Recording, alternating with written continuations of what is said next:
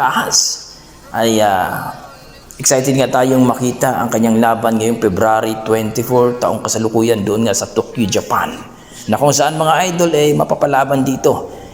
itong kapatid ni Naoya Inoue na si Takuma Inoue, ang champion po ng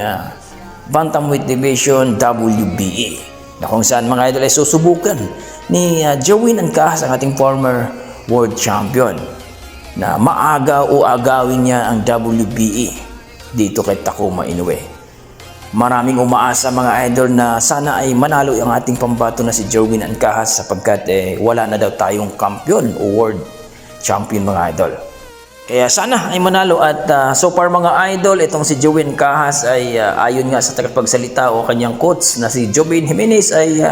maganda ang kondisyon ni Jerwin Ancahas ngayon. Talagang preparado daw at talagang